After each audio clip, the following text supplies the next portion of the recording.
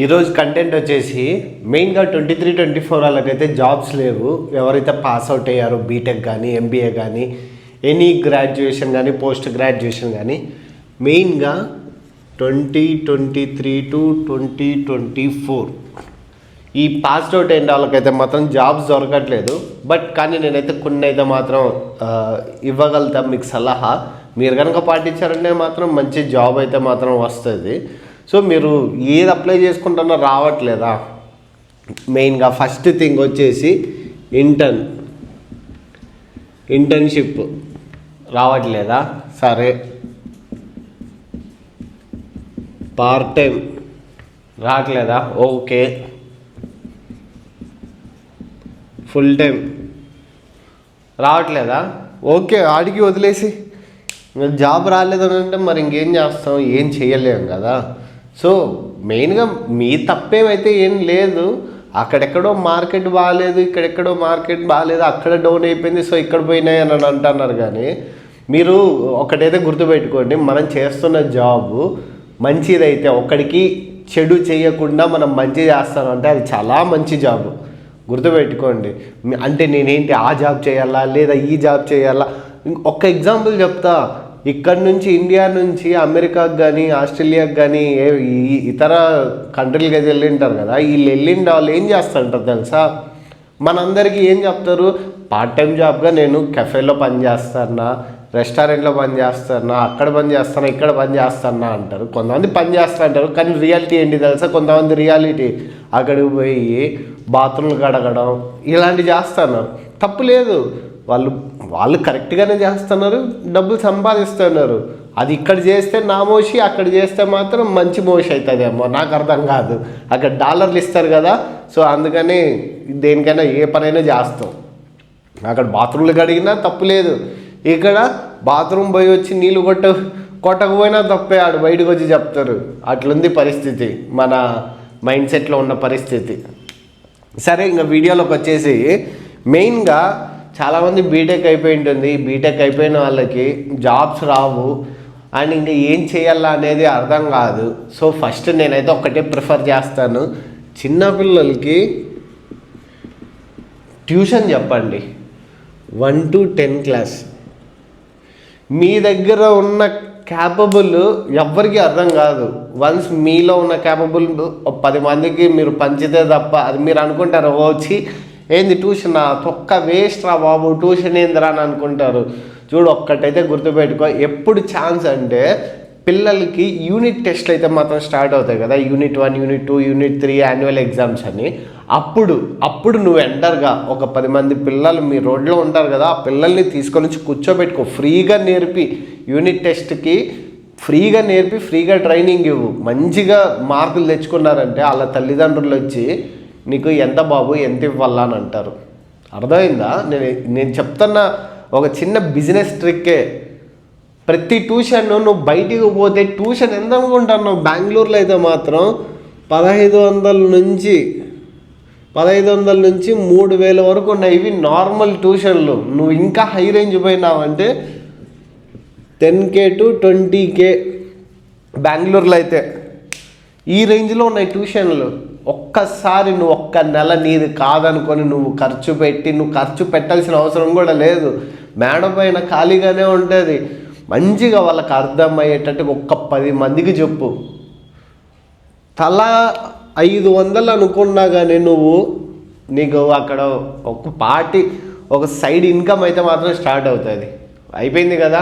సరే, ఇక్కడ ట్యూషన్ నీకు నచ్చిందో నచ్చలేదో నాకు అనవసరం, బట్ నేను ఇచ్చేదైతే మాత్రం ఇచ్చాను. సెకండ్,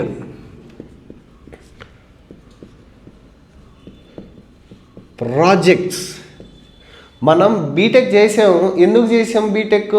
ఏదో జాబ్ వస్తుందని, అంతే కదా. సో దానికి రాలంటే ఇది కూడా ఒకటి ఉంటుంది నాన్న. ఇప్పుడు సిఎస్సిఏ చేసావు, ట్రిపుల్ ఈ చేసావు, మెకానికల్ చేసావు, ఇవన్నీ నువ్వు చదివితే అయిపోదు.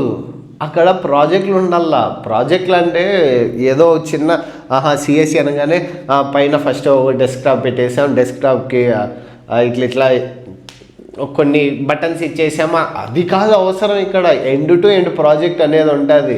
ఇప్పుడు ఒక అప్లికేషన్ తీసుకున్నామంటే దాన్ని ఎలా రన్ అవుతుంది, దాని బ్యాక్ ఎండ్ ఏంటి, ఫ్రంట్ ఎండ్ ఏంటి, యూఐ ఏంటి, యూఎక్స్ ఏంటి, మొత్తం ఈ డేటాబేస్ ఏంటి, క్లౌడ్ ఎక్కడ ఉంది, క్లౌడ్ వాడుతున్నావా లేదా, అన్నీ మొత్తం ఒక చిన్న ప్రాజెక్ట్ లాగా చేసి ప్రాజెక్టుల మీద చేస్తూ వచ్చావంటే రేపటి రోజు అన్నెవరినో నువ్వు కంపెనీలో జాబ్ అడగాల్సిన అవసరంలా, మొత్తం నీ దగ్గరే స్కిల్ ఉందంటే నువ్వే ఒక స్టార్ట్అప్ స్టార్ట్ చేసుకుంటావు, నీకంటూ ఒక బిజినెస్ ఐడియా వస్తుంది. మెయిన్గా ప్రతి ఒక్కరు చేసే తప్పు ఇదే, ప్రాజెక్ట్స్ ఎవడు చేయడు, కానీ నాకు జాబ్ కావాలి, ఎంతసేపు నా జాబ్ కావాలి. కానీ ఇలాంటివన్నీ మనం మంచిగా ప్రిపేర్ అయ్యి మంచి ప్రాజెక్టులు చేసామంటే రేపటి రోజు ఆ కంపెనీ వాడే మనల్ని పరిగెత్తుకుంటూ వచ్చి అడుగుతాడు కదా. మరి ఇది కూడా మీకు నచ్చట్లేదా? సరే, ఇది కూడా నచ్చలేదు, వదిలేసి ఇంకా ఫైనల్గా యూట్యూబ్, ఇది కూడా నచ్చలేదా? నచ్చకపోయినా చూడండి, అర్థమవుతుంది ఎందుకు చెప్తాను అనేది. యూట్యూబ్ మీ బీటెక్ సక్సెస్ఫుల్గా కంప్లీట్ చేశారు కదా, మీకున్న నాలెడ్జ్ మీ జూనియర్స్కి పంచండి. అంటే జూనియర్స్ దగ్గర పోయి మీరు చెప్పమనలా, యూట్యూబ్ ఛానల్ ఒకటి క్రియేట్ చేసుకోండి. బీటెక్ మీరు పలానా చేసింటారు, సిఎస్సియా లేదంటే ట్రిపుల్ఈయా లేదా మెకానికలా ఏరోనాటికలా ఇవన్నీ ఉంటాయి కదా, దాని మీద వీడియోస్ చేయండి, దాని మీద మాడ్యూల్స్ చేయండి. ఓహో ఈ టాపిక్ ఇది ఇట్లా చేయాలా. ఎడ్యుకేషన్ మీద చెప్తాను చూడు. ఇది కనుక మీరు రీల్స్ కానీ ఇలా వీడియోస్ కానీ చేశారంటే కొన్ని కాలేజ్కి అయితే అప్రోచ్ కూడా అవుతాయి మిమ్మల్ని. ఎందుకు? ఫ్యాకల్టీగా, ఓహో వీడి దగ్గర మంచి కంటెంట్ ఉంది, సో మనమైతే వీడిని జూనియర్ లెక్చరర్గా తీసుకుందాము, అయిపోయింది. ఇంకేం కావాలా?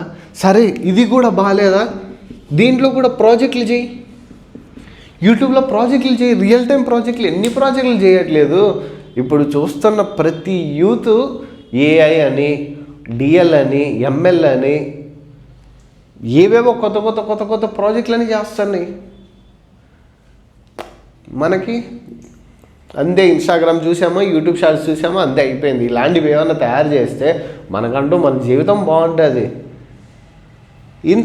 మీ చుట్టూ మీరు జాబ్ లేదు అని అనుకునే దాంట్లో చూడండి, ఫస్ట్ ఇంటర్న్షిప్, ట్యూషన్ చెప్పుకోండి, వచ్చిన డబ్బులతో కొంచెం పోగేసుకొని ఒకవేళ స్కిల్ గెయిన్ చేసుకోండి. సెకండ్ ప్రాజెక్ట్స్, ఆ ప్రాజెక్ట్స్ కావాలనుకుంటే డబ్బులు మీరు బిల్డ్ చేసుకోండి. ఇప్పుడు క్లౌడ్ సర్వర్లు ఏమి ఈజీగా రావు, డేటాబేస్లు ఏమి ఈజీగా రావు, ఇన్వెస్ట్మెంట్ చేసుకోండి. మీరు అక్కడ ఇస్తున్నారు, ఇక్కడ ఇన్వెస్ట్మెంట్ చేసుకుంటున్నారు, బయటికి వదులుతున్నారు, మీ ప్రోడక్ట్ అనేది బయటికి ఇస్తున్నారు. ఎందుకు ఎంతసేపు 23-24లో నాకు జాబ్ రాలేదు, నేను పాస్అవుట్ అయ్యాను, నాకు జాబ్ రాలేదని బాధపడేదానికన్నా ఇట్లా కొత్తగా ఆలోచిస్తే మీరే 10 మందికి జాబ్లు ఇవ్వగలుగుతారు కదా. మేబీ మీ స్టార్టప్ కనుక క్లిక్ అవ్వచ్చు కదా. ఇంకంతే, ఎప్పుడు ఇలాంటి డైనమాలో పడిపోండి.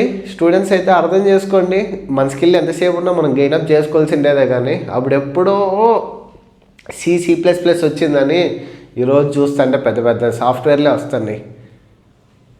అప్పుడు అవే పెద్ద సాఫ్ట్వేర్లు, C++ అంటే మా పెద్ద సాఫ్ట్వేర్ అనుకుంటున్నారు. ఈరోజు లెక్కలేనన్ని సాఫ్ట్వేర్లు వచ్చినాయి, లెక్కలేనన్ని స్టార్టప్లు, లెక్కలేనన్ని MNCలు.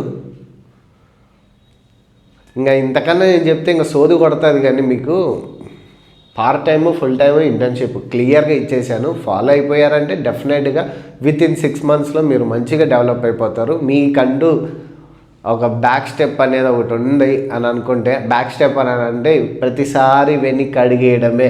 మనం ముందరికి అడిగేసి ధైర్యంగా చేద్దాం అనేది అయితే లేదు. బ్యాక్ స్టెప్ వేయండి, అయిపోయింది. ఇంకా మీ జీవితం కొలాప్స్. ఆడికి ఒక్కసారి ముందరికి అడిగేయండి. డబ్బులేం ఇన్వెస్ట్మెంట్ ఏం చేయట్లేదు కదా, ఫ్రీయే. ఇంకా మీ ఇష్టం, మీరు వింటారో వినరో, ఇంకా ఆ దేవుడి దయ.